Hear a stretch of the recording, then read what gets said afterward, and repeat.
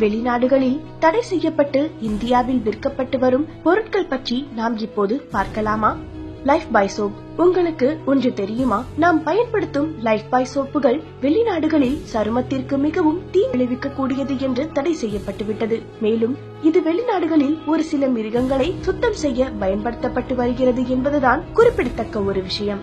ஆனால் இந்தியாவிலோ இதனைத்தான் நம்மில் பெரும்பாலானோர் பயன்படுத்தி வருகிறோம் என்பதுதான் வேதனைக்குரிய ஒரு விஷயம். ரெட்புல் எனர்ஜி ட்ரிங்க் என்று விற்கப்படும் ரெட்புல் பிரான்ஸ், டென்மார்க் போன்ற பகுதிகளில் தடை செய்யப்பட்டுவிட்டது. ஏனெனில் இந்த பானமானது இருதய நோய், மன இறுக்கம், இரத்த அழுத்தம் போன்றவற்றை ஏற்படுத்தக்கூடியது என்பதால் தானாம். ஆனால் இந்தியாவில் இதனை நிறைய மக்கள் ஆற்றலை அதிகரிக்கும் என்று நினைத்து டப்பா டப்பாவாக வாங்கி குடிக்கிறோம்.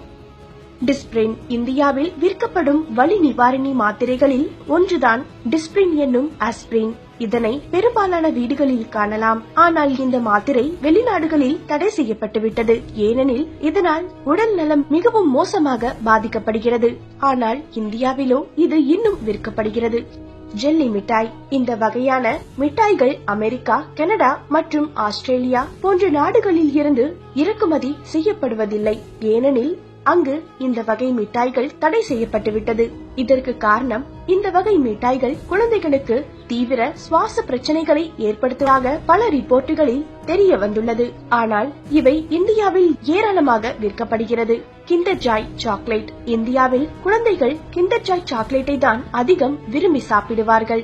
ஆனால் இந்த வகை சாக்லேட் அமெரிக்காவில் தடை செய்யப்பட்டுவிட்டது. ஏனெனில் இதுவும் குழந்தைகளின் உடல் ஆரோக்கியத்திற்கு மிகுந்த தீங்கை விளைவிக்கிறது என்பதால் தான். Tea gold total. இது மற்றொரு பிரபலமான சளி, இருமல் பிரச்சனைக்கு இந்திய மக்கள் வாங்கி சாப்பிடும் ஒரு மாத்திரை. ஆனால் இந்த மாத்திரை பல நாடுகளில் தடை செய்யப்பட்டுவிட்டது. ஏனெனில் இது சிறுநீரக பிரச்சனைகளை ஏற்படுத்தும் என்பதால் தான். நிமுலிட். பொதுவாக பல வலிகளுக்கு போடப்படும் ஒரு வலி நிவாரணி மாத்திரை தான் நிமுலிட். இந்த வகை மாத்திரை அமெரிக்கா, ஆஸ்திரேலியா, கனடா, பிரிட்டன் மற்றும் இதர நாடுகளிலும் தடை செய்யப்பட்டுவிட்டது. ஏனெனில் இது கல்லீரல் பிரச்சனைகளை ஏற்படுத்துகிறதாம். இந்த செய்தி உங்களுக்கு பிடித்திருந்தால் லைக் பண்ணுங்க. மேலும் இது போன்ற பல பயனுள்ள தகவல்களை பற்றி தெரிந்து கொள்ள மினிட்ஸ் மிஸ்ட்ரி சேனலை சப்ஸ்கிரைப் செய்யவும்.